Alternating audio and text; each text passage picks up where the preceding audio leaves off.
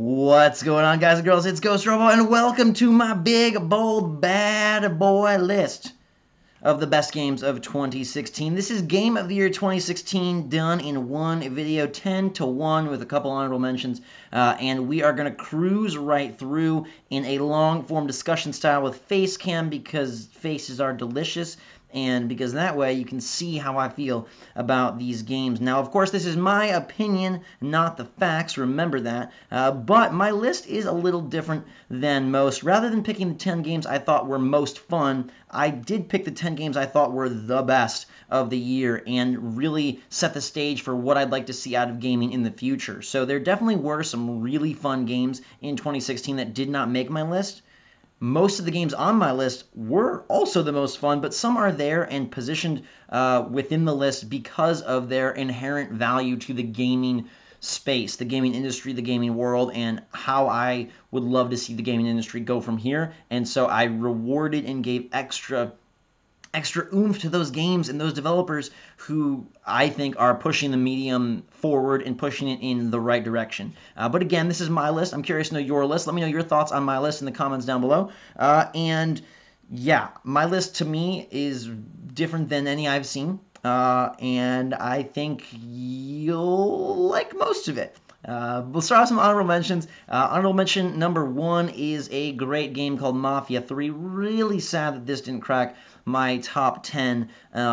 It's really fun. It's more fun than good. The story is really strong, and I think that in the beginning it feels incredibly like it's going to be a top 5 title, but the repetition really kind of wore on me over time, and I think if they had just found a way to put more linearity and more handcrafted and curated missions within that great story and world and character framework, this would have been a home run. But it kind of stands as a triple because of that repetitive factor, and one of my least favorite things in the world is repetition. I don't rewatch movies, I don't replay games, and so if the one time I'm playing a game it already feels repetitive, it's a hard pill to swallow. But I really love that game. I think tons of other people could easily have it on their top 10, and I think some of the aspects of what it does are fantastic, and I think from a character design and real intensity of story, it has to be applauded for taking some bold risks and making some really great moves.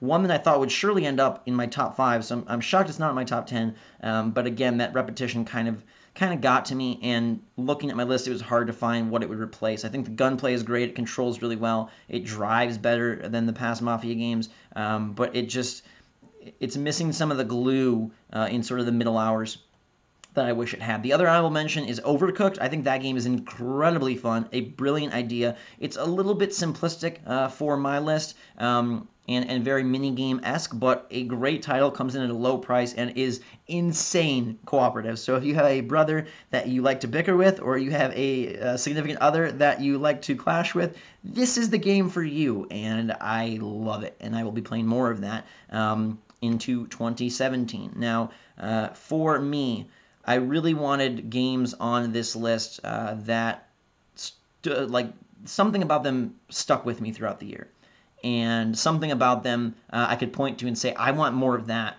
in the future of gaming. I want more of that in games today.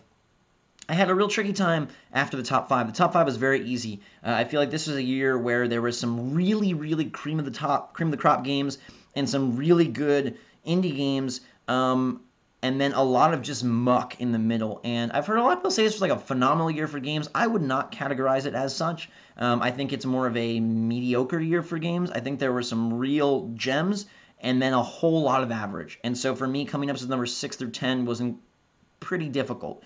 And looking back at past years, I would choose most of those past years over this year. In fact, most of the games I was looking incredibly forward to in 2016 got delayed into 2017, and we'll discuss that in a 2017 most anticipated. But now let's get to my list. Number 10 is Deus Ex: Mankind Divided. I did not have high hopes for this game.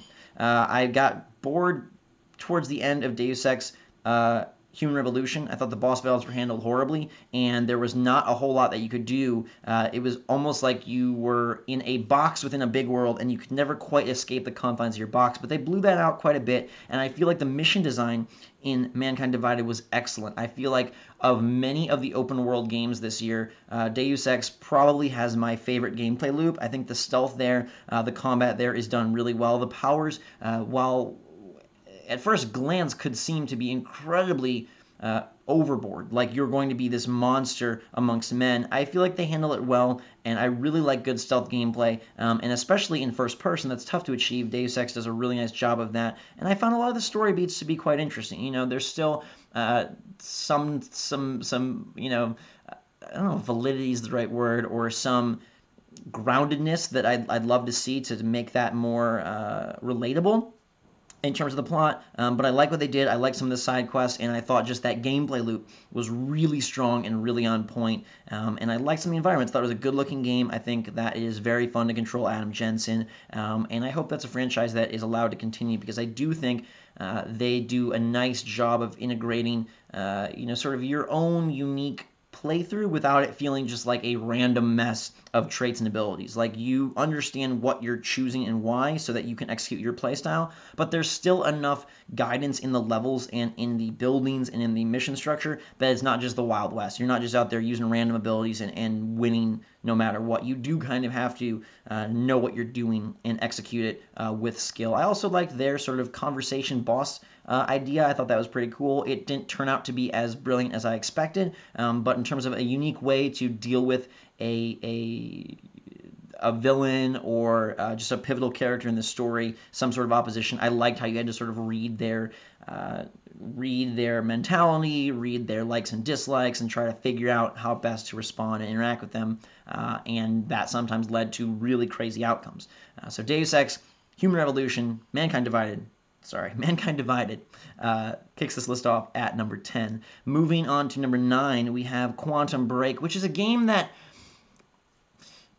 its individual parts are probably not good enough to be on this list. Frankly, it was a disappointment in a lot of ways to me, because of how much I loved Alan Wake, and I expected this all to just gel together in a far greater fashion. But I will say that I think their ambition in terms of storytelling and mystery in games is something that cannot go unnoticed. So few games nowadays use mystery. Look at the pedestrian storylines we see across our medium. Many of them are very lame, many of them are very rote, and many of them are very predictable. Quantum Break doesn't do a perfect job, but integrating sort of the live action TV show / movie scenes with the gameplay scenes and coming up with this complicated mystery storyline, that's going to get me every time. You know, I feel like it was a good innovation. Do I want to see all my games have live actors in them? Probably not, but I like the ambition and the desire to create something new with story in games and to really push that aspect versus the graphics, versus the gameplay. Now, I'm all about gameplay, as you know, but I'm also all about story, and this was an example of taking a game and going heavy on the story in the way that something like, you know, a Telltale title would, or a Gone Home title would, but also incorporating pretty solid gameplay and like just nearly missing the mark from being phenomenal. I think that there are moments early on where you believe this is going to be one of the top games of the year, and it kind of falls apart as it goes through, but I still like all the time travel. I still like the betrayals and the character reveals, and I still thought it was interesting that they took a risk and forged this game out of basically TV episodes as well as gameplay, and for the most part it works. I mean, number 9 is nothing to scoff at in a year where I played probably 80-90 titles, so Quantum Break definitely is one that I'm hoping has some effects on other studios going forward. Not maybe in the exact same way, they don't need to blueprint this, but more so from the story innovation side. And please, more mystery in games. All of my favorite media, freaking BioShock, Alan Wake and Quantum Break, Lost, Westworld, it's all mystery-based, and I think it's because that is the most intriguing way to convey a story and to really wrap you into the world. You know, world building and immersion are huge parts of the gaming medium, and what better way than with mystery, intrigue, and sort of, I feel like mystery helps to justify the failings of the game world. Sometimes it feels very unrealistic, sometimes it's unbelievable, and I feel like you can justify that far better with mystery than like trying to tell this hardened war story where guys are getting knives thrown at their eyes and then falling over and picking them back up and all sorts of craziness. Anyhow, number 9 is Quantum Break, and I think it's like a few pieces away from being in the top 5, but nonetheless earned its spot well. Number 8 for me is Pokemon Sun and Moon, and I don't want to spend too much time on these titles because they are very reminiscent of the past, but why they earned a spot on my list this year is because I feel they did a great job of evolving that formula. I have felt bored and burnt out on Pokemon since the originals because it's basically the same game over and over again. And sometimes it's even the same game over and over again with the re-releases. I don't quite understand the obsession with playing and doing the same thing. It's like Groundhog Day. But here, they did just enough in terms of the visual presentation, in terms of the new Pokemon, in terms of the creative Alolan forms, in terms of the way that they mixed up gyms and replaced it with these island challenges, in terms of the environment itself, the Hawaiian-inspired isles and sort of culture was really cool. And it got me into the game and wanting to play the game and see the new Pokemon, see the new style, see the new ideas, even though very much of it is similar. I feel like they scrambled it enough to make it feel fresh and new as opposed to just a coat of paint. And that's something that has always bothered me about the Pokemon titles. And here they were able to overcome that and really do a nice job. And it'll be interesting with the Switch, the merger of the handheld and home console markets for Nintendo, how they choose to tackle the Pokemon franchise going forward. The rumor is that Pokemon Stars will sort of be the third game in the Sun, Moon, and Stars trilogy or trio of titles. But beyond that one, do we get a more expansive game, more of an open world, interactive, action-driven game in some capacity because it will be playable on home consoles, or does it stay with the still sort of simple RPG and the exact same structure? Looking forward to see how that one evolves, but they did enough here to impress me and keep this in the middle range of my list at number 8.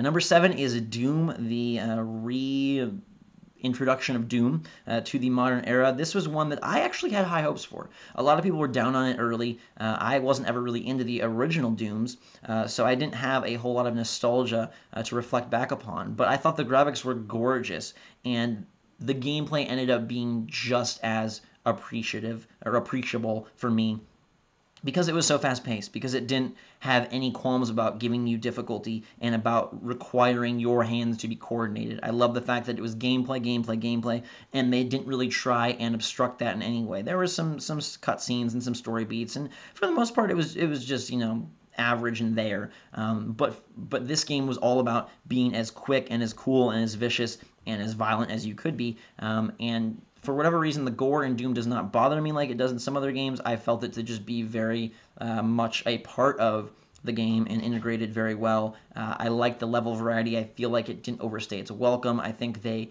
continue to one-up themselves in okay, now you're going to fight one of these big demons, and then that seems like the epic moment. And an hour later, you fight 3 of them, and they just keep one-upping themselves. And for you as a player, I feel like that's a super good feeling. Normally, as a player, you are the one-upping, right? You get a new ability. You're talking about Deus Ex earlier. And at a certain point, you become this god. I like in Doom that your sort of out-of-game skill, your actual hands on the controller skill, is what is one-upping. Sure, there are some weapons.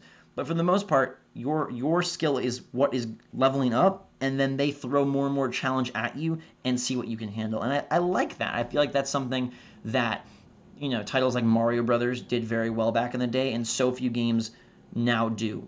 Challenging the player isn't something that very many developers or publishers seem to set out to do, and I love the fact that Doom decided to make that a major mission in their game. I also really like the multiplayer. I thought it was fast-paced and fun. I know some people had issues with it and didn't appeal to them in the way that past arena shooters had, but I really liked it. I thought it struck a nice blend of a sort of traditional COD style with this more fast-paced and bombastic nature, and I really like the demon transformations. I had a lot of fun with my time. It's not something that I would go back and play again, therefore it's locked into the middle of my list, but definitely something I would recommend to any fan of shooters or fans of games that, kind of in the vein of Dark Souls while being nowhere near as frustrating or difficult, push you and require you to be awake and alert and on your A game and aren't just a gimme that you're going to win. That takes us to the halfway point of the list, which is Watch Dogs 2. And it's not number 5, it's number 6, but this is the 5th game we've discussed. And Watch Dogs 2 is on this list for a number of reasons. I think it did a really great job of evolving the first game into something that was palatable, pleasant, and pretty darn fun. Watch Dogs 1, in a similar way to the transition from Assassin's Creed 1 to Assassin's Creed 2, was not very enjoyable. It had some good ideas, it had some good concepts. I felt like it was pretty strong when it was in a linear mission focus, but its open world was really boring. Its character was really unappealing and unentertaining, and for me, the storyline had no hooks.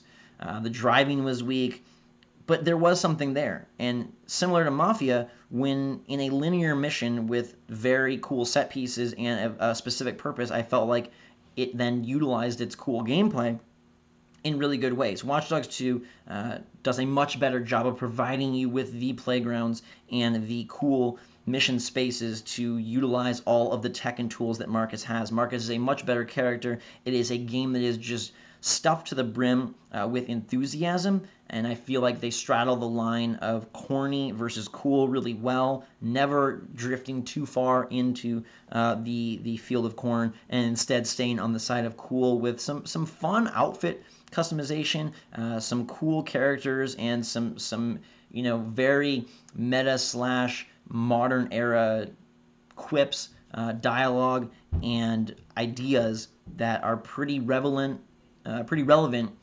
without being obnoxious and without seeming like they were trying too hard. Some of those missions are incredibly strong. I love the ones that require a lot of stealth and gadget use to get through. The brute forcing to me is where the game breaks down a bit, but I didn't find that to be the case in most of the missions. But it has some very incredible set pieces. You're inside of a giant like space rocket hangar high above their space parts and changing hard drives. You are hacking into a lot of cool spaces. It ends kind of with a whimper, I feel. The villain in that game to me is incredibly stupid and weak. The altercation between Marcus and Dushan never really hits it didn't strike a chord for me, and I feel like the ending is just weak. What they're building with, I think there's so many other places they could have gone, and they kind of blow their load mission-wise about 3/4 in, and the back quarter, the last quarter, the final 25 is not as exciting. But for the most part, that's a really well done open world game. I think a lot of the stuff, a lot of the side stuff is enjoyable. A lot of the side stuff is difficult, and most of it involves gadget usage and platforming, but it works. Watch Dogs 1 had a far more boring and bland space environment to work with, and by really deep diving into San Francisco and the Bay Area, they found a world that they were able to kind of pepper with fun and cool, both visual and physical aspects. That worked really well for me. I liked Marcus as a character. I liked his interactions with Wrench and Satara and the whole gang. They're not afraid to kill some people in that game. They are not afraid to be really on the nose. And it works for the most part. It's fast, it's fun. I feel like you can get in and out really quickly. And I feel like the gameplay loop has been strengthened. Assassin's Creed did the same thing when it went from 1 to 2. I probably loved Assassin's Creed 2 more than I loved Watch Dogs 2. In fact, I definitely did. Then the series began to stumble. I hope that Watch Dogs as a series does not stumble and instead gains more and more momentum as it moves to the 3rd and inevitable 4th entries in its series. This is a strong franchise now for Ubisoft, and I think that the positive vibes behind it hopefully will motivate whoever's developing 3 to make an even better game that is adding for value and for overall polish rather than just adding to add, which to me is what the Assassin's Creed franchise did. I also think that environment is key, and you don't want to be too repetitive. So wherever they choose to set 3, I hope they think about it 3, 4, 5, 6 times, because to me that also did AC in. AC3 was pretty boring. The low-lying buildings and trees is not a good place to stage your Assassin Ascension game. So be vigilant, Watch Dogs team. I really liked what you did, and your improvement is much appreciated. Now let's keep that train rolling. That's 6. Number 5 is Gears of War 4. I feel bad about having this game this low because I feel like it is incredibly strong. I wasn't going in looking for love, and I found a game that I enjoyed the entire way through. I think it's very polished, and it's weird to me that I now enjoyed Gears of War 4 far more than the recent Halo. It used to be the opposite. Gears sort of was the Microsoft backseat, and Halo was the front seat for me, and now that's flipped. I think they do a nice job with storytelling. I think they do a nice job with environmental variety. I think they do a nice job with enemy variety. Those times where you are fighting both flesh and also robot is really cool. I like the giant sort of whatever they are, spheres or dodecahedrons or balls of geo falling from the sky, and robots are emerging, and it feels like it's enough of a difference from Gears 3 and the past titles. I do think that straying farther from the expected would have probably buoyed that game higher up my list. There still is just a real Gears sense about it, down to the characters that you interact with, and the ending to me is terrible. It has a pretty Transformers-esque final boss that I felt was just big for the sake of being big, and you're supposed to be impressed by that. And then the plot points kind of just are there and gone. And boop, wait for Gears 5, please. To me, you know, they had more time at the Coalition to work on this than 343 did with their Halo transition versus Epic's Gears transition. But I do hope that they're able to be a bit more brave in Gears 5 and that they take more chances in the weaponry, in the enemies, in the characters, and maybe even in the plot, because it becomes predictable and repetitive when you're doing stuff that we've seen. But this game is polished to the max. I think the Coalition are a very talented group of developers, and one of the strongest single players of the entire year. It was incredibly polished, and there is no aspect of that game, to me, that feels weak. None are, like, blow my mind amazing, but it's fun. The story and the presentation, the cinematics are well done. The gameplay is a great loop. The characters and the environments and the enemies are nice. I'm not sure how I feel exactly about the new Horde mode. To me, it's not as good as some in the past, but it's still fun to be played. I am not a multiplayer guy, so I don't care for Gears 4 multiplayer, but I hear that a lot of people love it, so I'll take their word for it. Gears 4 comes in at number 5. Now, number 4 is one that hurts, because this game easily could have been my top title if it had a coherent and, you know, at the forefront storyline, and that's The Witness. This is a monumental achievement of a title, mostly developed by one guy. It is one of the smartest games I've ever seen. The puzzle design and the ideology behind The Witness is brilliant, I think. It's something that I would hope I could create in some other life. The puzzles are genius. I love how difficult they are. I love how unabashedly hard and non-handholdy they are, and I love that you have to look and really be perceptive to even make progress.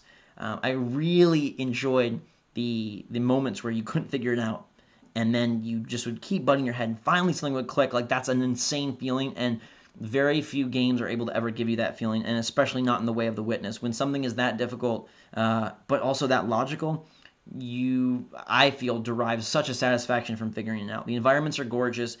The puzzle variety actually surprised me. This is a game that seems to be all about dot-to-dot line drawing and ends up being about a lot more. There are very different layers of puzzles in that game without getting too spoiler heavy. You know, there's sort of world puzzles and then puzzles, and then even some weirder puzzles, and it goes some pretty crazy places. But to me, man, I just dream of this game, but with a storyline, or somehow implementing this kind of gameplay and this kind of design into a Lost-type mystery. I think there you have, like, one of the greatest games of all time. And I'm not even saying you need a character and guns and dialogue and, you know, choose your own adventure. No, I just think if you had a storyline or a mystery or an explanation of the place or more of a justification for what you're doing, I think then it really ups the ante. And I know that that's not what they set out to do, so I don't judge it negatively for that. I just keep it at number 4 because of it. Plus, that game is weird in that it's one of the only titles I've ever played that is almost impossible to go back to. there's always a skill drop off when you leave a game for a long time, whatever it is, Mario Kart, NBA 2K17, Call of Duty. You come back and you have to shake off the rust. The Witness is nearly impossible to come back to, and I don't. It's kind of like the catch-22 of making something that difficult and that logical, but something about that is off-putting to me. And so the fact that it didn't have a story, really, the fact that it has almost no ability to be returned to without restarting, leaves it at number 4. When I first played it, I was literally blown away. It's hard to blow me away. It's hard to impress me, especially with things of more of the mental flair. And this was just like, holy crap, I cannot believe one man did this. And it made me want to go to a real world Witness Island and solve puzzles. Also, 2016 was the year of the escape room for me. I fell in love with that. If you don't know what they are, they're basically rooms you're locked into for 60 minutes, themed rooms. So zombie outbreak, deadly virus, kidnapping, murder mystery, bank heist, secret lab, alchemists, potion, stuck in a cavern, trapped in a tomb, and you have to solve puzzles and get out. And some of them are incredibly flashy and full of moving parts and electronics. Some of them are incredibly number-letter puzzle-based, and all of them are fun. This felt like it was an escape room in a game, and I think had they done more with plot, man, this could be one of the top of all time. But as it stands, Witness is number 4, and I still love that. Number 3 for me is Titanfall 2. I feel like that is the best overall shooter of the year, and I think that game is going to go down as one of the most highly regarded and yet not well-sold titles of all time. It sickens me that it did not receive the reception, both monetarily and media and fan-wise, that it should have. I definitely see a lot of people singing its praises, but this is a super great second effort from the people at Respawn, and I do not. The horrible release date and the marketing plan and I don't know, it almost feels like someone was intentionally sabotaging due to a personal clash within the studio or within the publisher-developer relationship. I know nothing about that, and I'm just speaking out of my butt there, but how could something so well made be sent into such an awful vortex? Titanfall 2 is a phenomenal single-player campaign. That is a very fun shooter campaign that has variety and one of the coolest levels of the year and of the shooter generation. That time travel level, especially combined with the Titanfall wall running, speed, platforming, is just super, super, super crispy. The gunplay there is great. I think the multiplayer is the best in Titanfall 2 of the shooters this year. Infinite Warfare, Battlefield 1, to me, they're nowhere near as enjoyable as Titanfall 2. The modes are really clever and cool. They expanded the weaponry. They expanded the Titan types. The Titan types are all enjoyable and have their own usage. There may be a dud in there, but for the most part, it's freaking cool that you've got guys with big guns, guys with low health and big swords, as well as dudes that can fly and snipe. Really great job from a studio taking feedback from their first game and improving all of it. I hate that they're not more rewarded for that. So often, games don't improve on anything or improve on the wrong things or make weird sidesteps and sell like gangbusters. Why would we have a game that comes back at you with way more content, a really awesome single player, an even better multiplayer, and packs it in with everything people ask for? Are they not happier? Titanfall is clearly a weird franchise. The first one sold double-digit millions, yet burnt so much of its like sort of word of mouth and just, I guess, positive vibes in the beta period. It was downhill from there. Titanfall 2 has great word of mouth from everyone that plays it, but not enough people play it. It is a modern mystery. Really one of the weirdest things I've seen. I don't know all the behind closed doors decisions and, like I said, dealings that went down with that game and that studio and that publisher relationship, but it weirds me out and it saddens me because that is a stellar, stellar game. It is an incredible, I think, achievement for a sequel to really tick off that many boxes of what the first set out to do but couldn't quite achieve, and now they come back and give it to you. It must be hard to be a Respawn developer because it's like, hey, our first game sold 10 plus million copies, but people wanted more and better, and we gave them all of that, and the review scores show that, and the people who know what they're talking about agree. and it just isn't selling. It's very weird. In a year of a lot of confusing outcomes, Titanfall 2 is up there. But if you have the opportunity, please play this game. It's great. It's fun. It has a nice mix of single player that doesn't overstay its welcome, but delivers some really cool environments, some fun battles, and an incredible mechanic in that time travel level. And then a multiplayer that is just fast-paced and fun and has now the variety it always needed, and cool customization, a really great look, and just an epic feel. It is, to me, it is one of, if not the best hands-on controller shooter experiences I've ever played. You know how Destiny just feels so good, even if some of the other aspects of Destiny aren't great, so you want to keep playing Destiny? That's Titanfall 2 for me, and I wish more people were into it. So kudos to Respawn for like a home run, and I don't understand what the heck happened there. I don't know if they get to make a Titanfall 3. I don't even know what they need to do better or different. Clearly, it's the date and the relationship that needs to be worked on, because everyone I talk to loves Titanfall 2. It got great review scores, and it is great, and yet weird, super weird. But that's number 3. Number 2 is a game that could have been number 1 in another year, and is the rare indie title that to me just nails it like a AAA title should, and that's Inside. Inside, from the people who brought us Limbo, basically the pseudo-sequel to Limbo, is better than Limbo. It is the best indie game of the year, and it is a marvel because it has great gameplay. It's focused entirely on mechanics. It's a side-scroller. It has cool puzzles, and yet the story and sort of the mystery intrigue is also really engaging without ever saying anything. Rare instance where you can go super, super limited on plot, but be just beyond enthralling. And there is a moment in that game where just stuff gets insane and crazy, and I'm not going to spoil that because I feel it's too good. You have to play this game. It's short, it's cheap, it's beautiful, it's fun. It has great mechanics, unique puzzles, and one of the most insane endings I have ever seen. I am shocked that they did what they did. I am in love with what they did, and you have to see what they did. Not a whole lot to say about Inside. It's polished all around.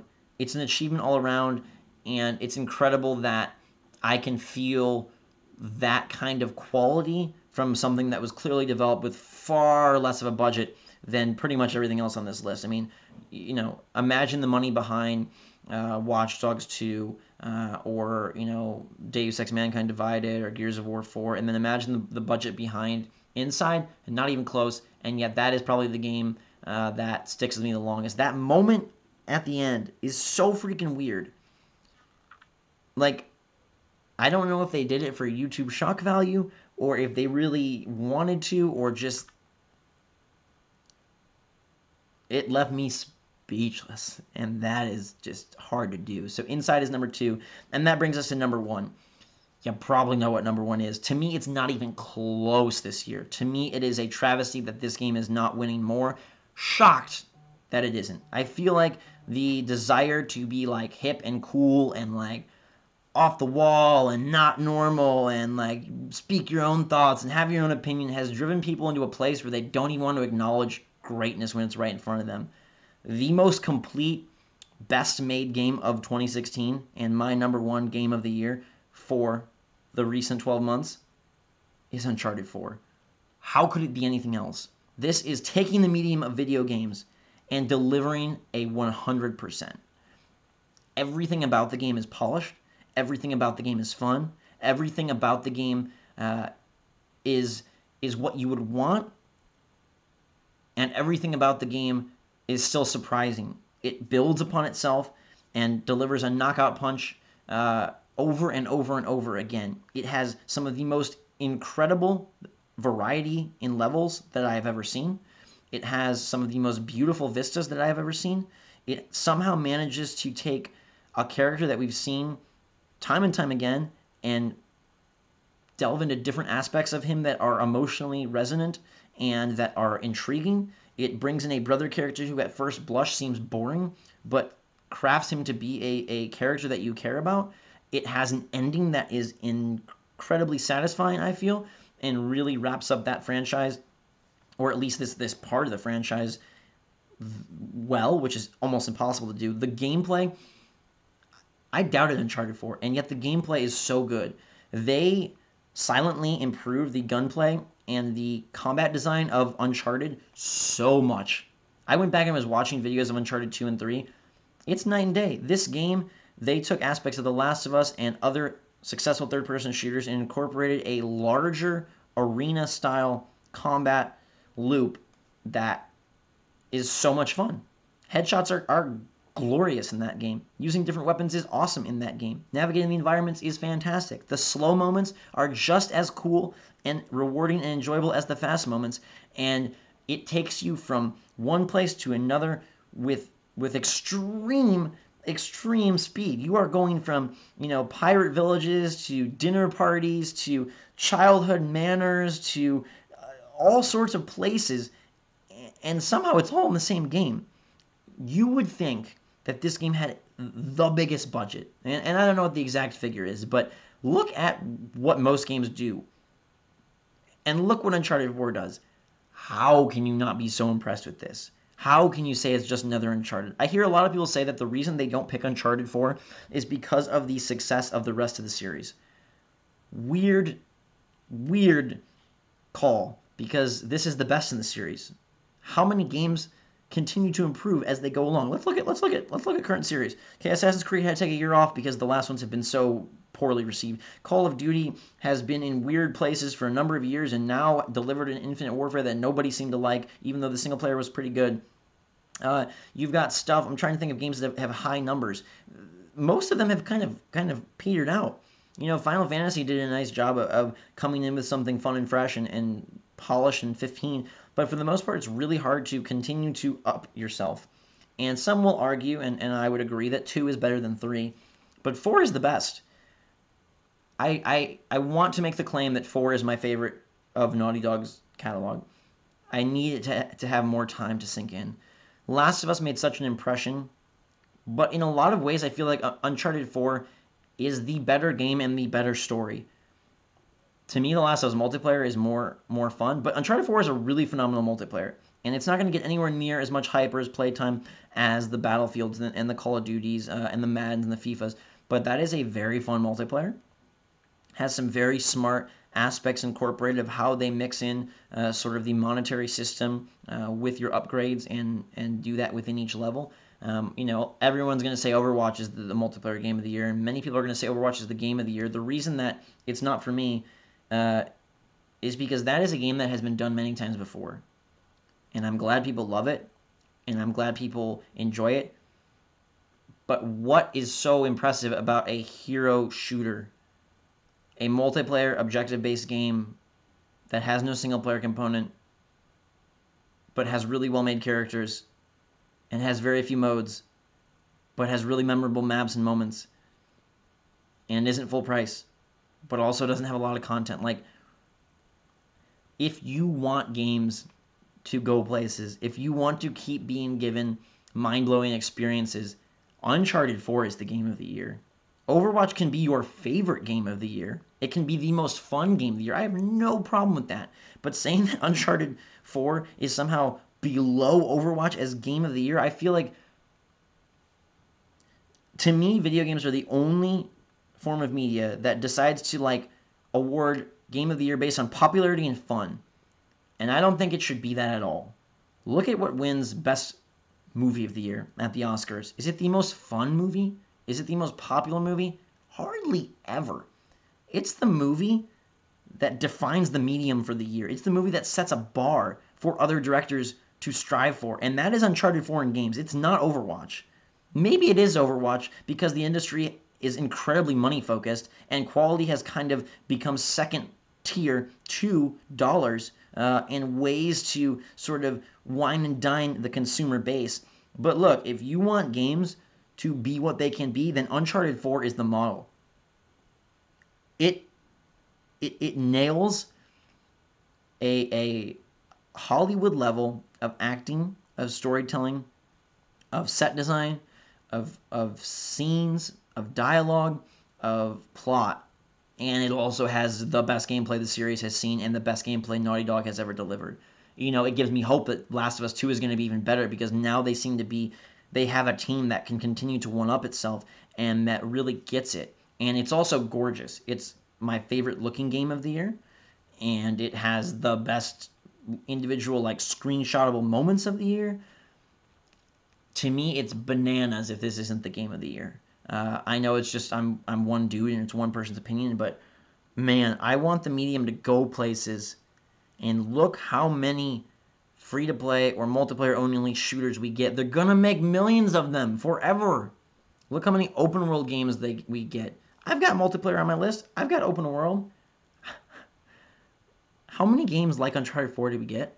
How many studios are even capable of that? How many studios even want that? Barely any. Hardly any. It is a dying breed. Do you really want single-player, focused, story-driven, incredibly polished experiences to die off in favor of microtransaction-laden multiplayer shooters? Overwatch is fun. Tell people it's the most fun game of the year, but it is not the best game of the year. And I know that's a soapbox, and so I will step off it, but I was blown away by Uncharted 4. I think its importance needs to be sung. I think it needs to be really, really praised, and I think people need to be careful of what we give hype to. A great example is Fallout 4. That game had more hype than any game I have ever seen. Ever. And it is not very good.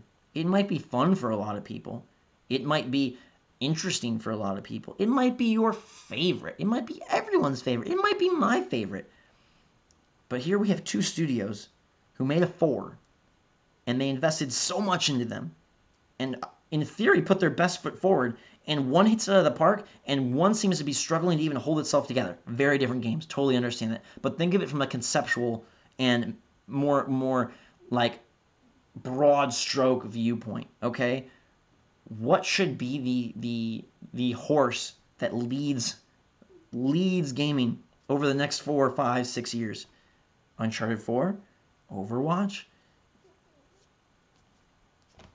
To me, it's a no-brainer. And I'm so glad that Uncharted 4 exists. And I'm so terrified that those kind of games won't for much longer. Most of the top designers are going indie. That means AAA development costs cannot be collected. That means those kinds of games are incredibly rare. And when people, developers and publishers, see success in open world and multiplayer and cheaping out on sort of the polish, but going hard on the replayability, the loot, the interaction between players, that stuff is great. Don't get me wrong, it's fantastic. And I want it to stay. I think that needs to be part of the gaming industry. But please, please help us not lose a huge chunk of what has made gaming the coolest form of entertainment for the last 30 years. Please, please support the titles that knock it out of the park. Just because every person on Steam isn't playing it doesn't make it dumb. And just because every person on Steam is playing it doesn't make it great. I fear for a day when Ark Survival Evolved is the model of 90% of the year's releases. I fear for the day when Overwatch is the model for majority of our experiences. I fear for the day when single player isn't really a priority. We're already seeing that. Mobile gaming, free-to-play gaming, these things are fun. I love them. But be careful, because soon enough, SP is not going to mean single player anymore, and it's going to be a form of special currency in the next Clash of Clans. And I would hate that. I don't want my eventual children to grow up in a world where every game is open world and multiplayer. And so Uncharted 4 still has an incredible and extreme importance. And look, I was down on that game before it came out, but it blew me away, and it deserves the Oscar. Gaming seems to not want to award and reward games in that way. for a multitude of reasons, but I'm going to try to sing its praises and keep that sort of gaming alive. Anyhow, that's my list. I know. I get way too into it and I get way too passionate and emotional, but it means a lot to me. And I've seen gaming go from the NES all the way to the PlayStation 4 Pro, and there's some great trends and some terrible trends. And rather than sit back and just enjoy it all, I feel an obligation to speak my mind and try and